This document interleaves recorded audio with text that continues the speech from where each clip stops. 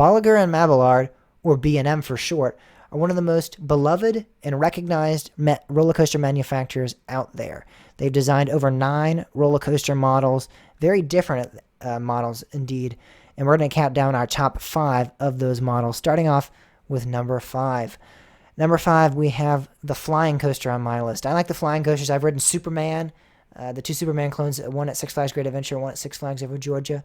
They're a lot of fun. They make you feel free. I've yet to ride the 2 major ones, Mantu and Tatsu. Those are the 2 big ones that I've heard a lot of great things about. I've yet to get on those. So I feel like once I get on those 2, I might like them a little bit more. They might bump up in my list. But for now, I have them my number 5 spot. Yeah, I haven't got to ride a flying coaster from B&M yet. I've read the Flying Dutchman and I love it. So I have a feeling that that might be up in my list, but I can't say for sure. My number 5 spot, it goes to the stand-up. And I much prefer Togo stand-ups, but I do enjoy the B&M stand-ups that are becoming kind of a rare thing. Yeah, I liked much Vortex, but yeah, Vortex at Carowinds I did not like. I liked Apocalypse at Six Flags America. I enjoyed that. So, but I don't know. I don't have it in my top 5. I probably wouldn't even have it. That's probably one of my least. That's probably one of my least favorite. Actually, that might be number 9 out of their 9. But yeah, they are among some people's favorites. At number 4, they're just a unique ride, I think. Yeah, at number 4, I have the floorless coasters. I've ridden Hydra the Revenge, Bizarro. My favorite, though, is Superman Krypton Coaster at Six Flags Fiesta Texas. That was a lot of fun, a very good attraction. And that really brought my love for more floorless coasters because that actually made it, I think, into my top 30 or top 35 favorite coasters.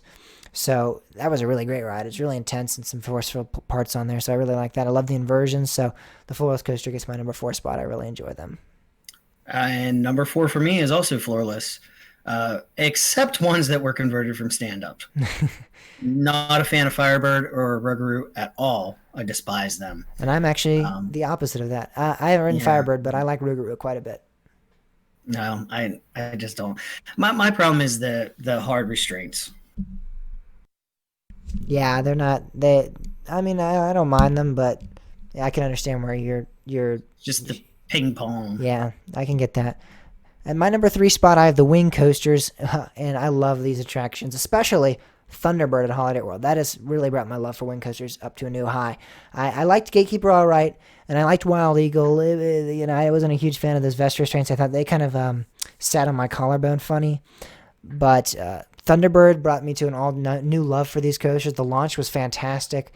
The inversions were a lot of fun, and it had a really good layout. And I love how it interacted with Voyage and stuff like that. It was a really good ride. So the Wing Coaster has really improved on this list. With Thunderbird, it probably has moved up to the number 3 spot. I probably would have had it the 4 or 5 spot without Thunderbird, but Thunderbird really did bring it up to a new whole appreciation. Well, speaking of the vest restraints, my number 3 is the inverted model, but the vest restraints especially. I love Banshee so much more than the others just because my head doesn't bounce around.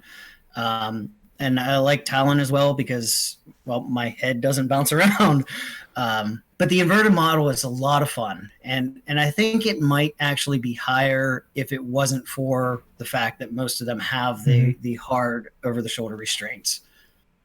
I don't mind the hard over-the-shoulder restraints with the invert models. Banshee is my favorite B&M invert, but that's just because I think it has the best layout and it's the longest. So I think it does a lot more. You're right there too. Yeah. But I just love the vests. Yeah, the vests were all right on Banshee. I don't really see a difference between the vests and the over the shoulders with inverts, but I can see where you're coming from in that aspect. My number 2 spot, I have the inverted coaster, and I enjoy these rides a lot. I think they're the most intense B&M model. Most of them have like some very good Gs, especially like Alpengeist and Afterburn. Are really intense rides, and like Afterburn and Alpengeist on like the Cobra rolls, you will actually like gray out some, and not on Afterburn because Afterburn doesn't have a Cobra roll, but it has a Immelmann, and that Immelmann is really intense on Afterburn. I remember I've blacked and grayed out on that multiple times, and then Alpengeist, that Cobra roll, you will gray out on. So they're really intense rides. They're really fun. The inversions are a lot of fun, and they're really good attractions. And you said this about Thunderbird. Thunderbird made a world of difference for me because that's what moved the Wing Coaster up to the number 2 spot for me. Yes. Thunderbird especially. Hmm. That is just such a unique experience. And some of the reason why I put wing again, over inverted again is just because wings have the vest restraints and there's not the hard shell to bounce your head off of.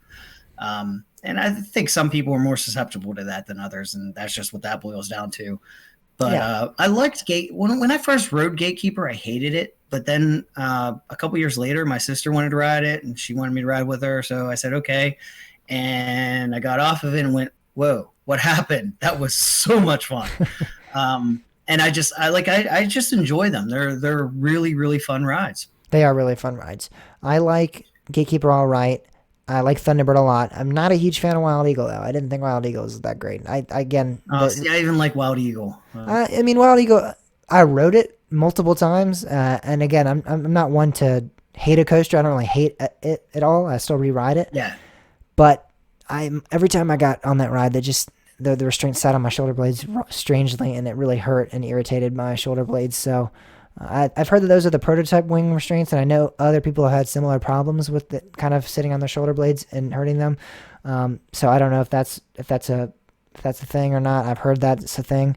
So I don't know if I that's do what. think instinctively we learn how to deal with the wing restraints because you had said that about Wild Eagle, and I was scared to death to ride it.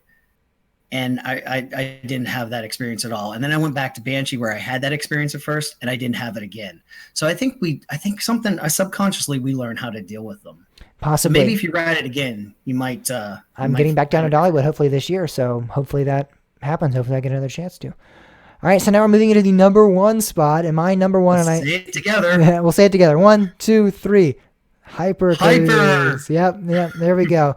The Hyper / Giga coasters, we're including these in the same category because B&M includes them in the same category of model.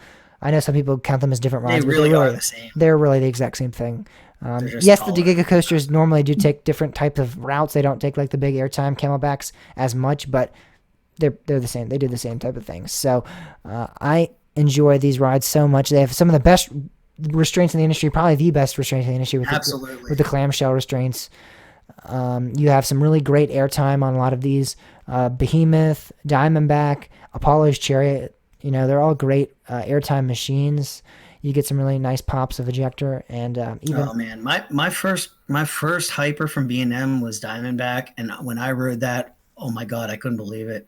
Like I was like, at the time I had never been out of my seat so much. It was amazing. That floater airtime was just insanely awesome.